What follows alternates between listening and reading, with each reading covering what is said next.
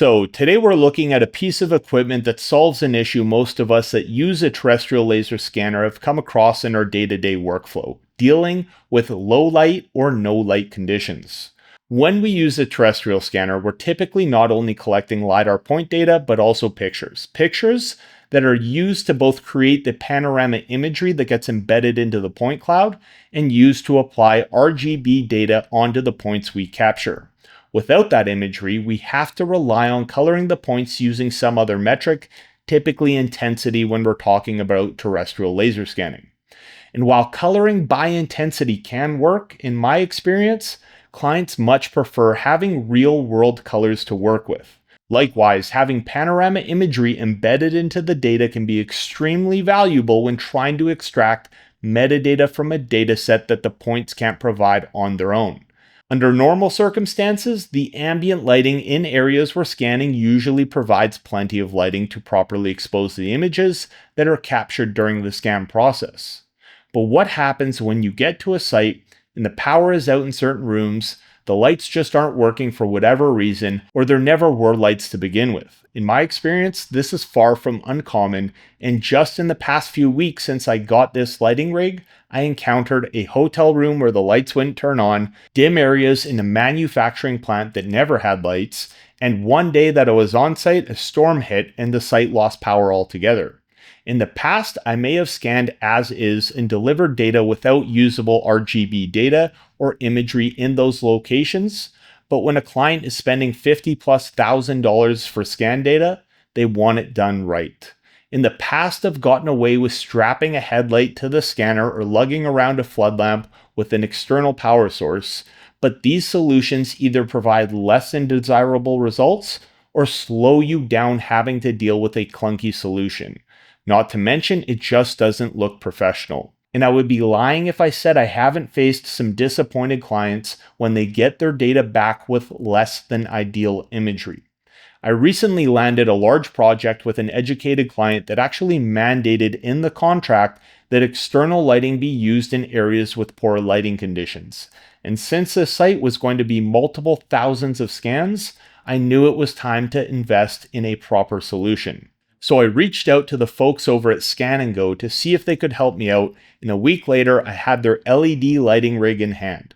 It came with everything needed to not only solve the problem of being able to capture properly exposed imagery in low light conditions, but do so in a professional package that didn't slow me down in the field.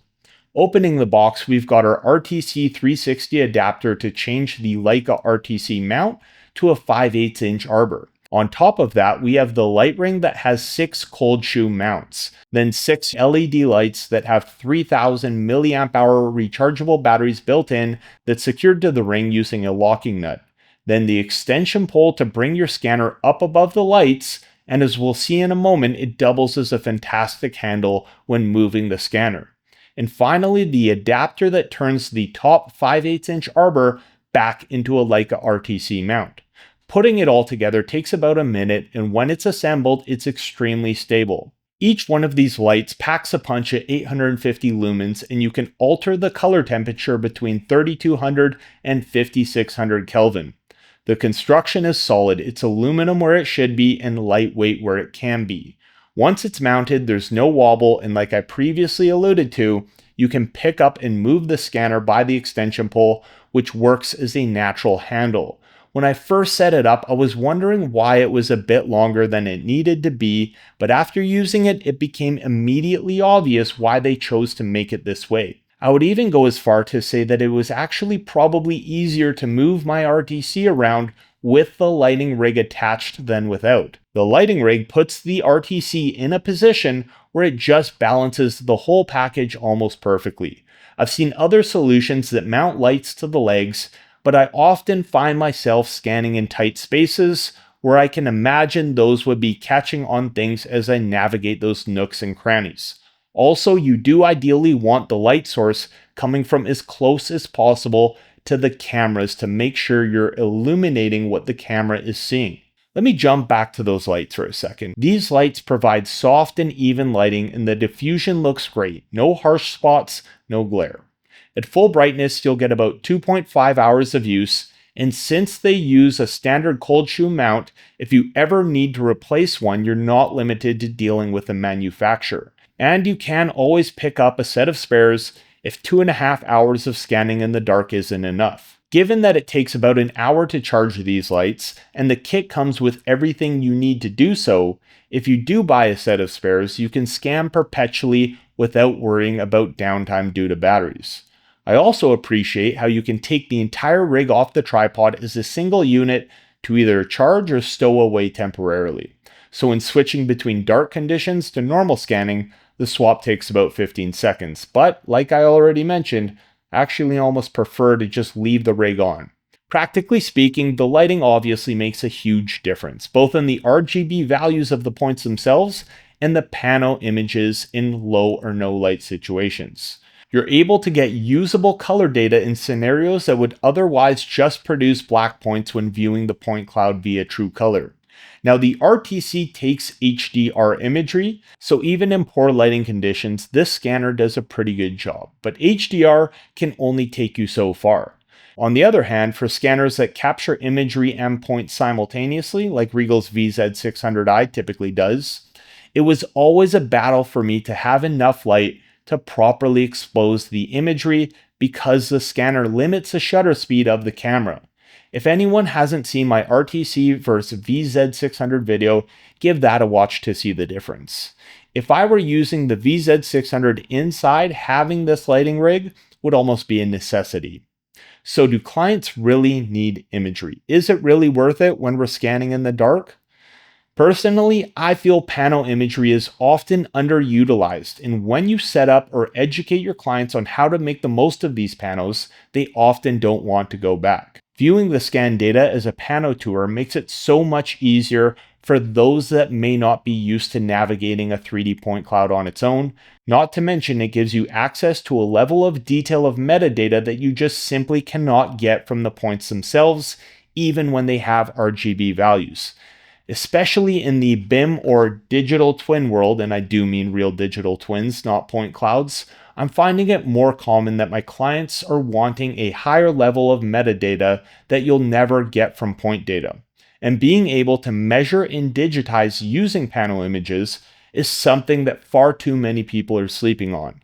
I can only see the imagery aspect of 3D scanning becoming more popular and showing up on more requests for proposals. The point data still obviously provides the geometry that is the backbone of the dataset, but imagery adds an additional layer of usability and value.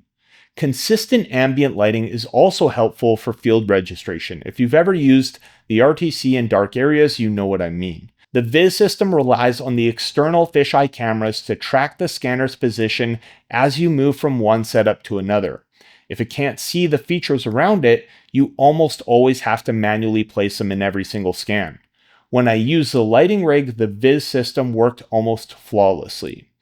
And an added secondary benefit of safety should not be ignored. When we're scanning, we're typically never more than a few seconds away from the scanner, but to ensure we're not captured in the scan, we usually hide out of sight. In some cases, you can be taking a bit of a chance leaving a scanner in a dark area if there is equipment moving around on site. That's not a concern when I'm using this lighting rig. It's pretty hard to miss this thing. Anyone within eyesight can see exactly where the scanner is, and when moving the scanner from one position to the next, being able to see any tripping hazards or overhead hazards is a major benefit. Yeah, a headlamp works for whatever is directly in front of you, but it's certainly not as good as having everything in the room lit up. Now, this isn't a cheap kit, but given the construction quality, the convenience, and the performance, it feels reasonably priced for what it offers. Now, we're talking about $60,000, $80,000, $100,000 scanners here, and it's certainly not uncommon to charge out $4,000 to $5,000 a day when scanning in the field. 1,500 euros is kind of a drop in the bucket considering the time and headache saved from using this solution. I've gotten by with jerry rig setups for a few years now, and to be honest, my only regret is not getting this sooner. The longer I do this, the less patience I have for substandard tools that only sort of work. This isn't that. It does what it's supposed to do, and it does it well. Now, it's not some revolutionary new piece of scanning tech, but more like a really thoughtful upgrade that quietly improves your workflow. One of those you don't realize how useful it is until you've used it type of tools. So yeah, that's a Scan and Go LED lighting kit, a solid, well-built accessory that makes scanning in the dark a lot more practical and a lot more convenient.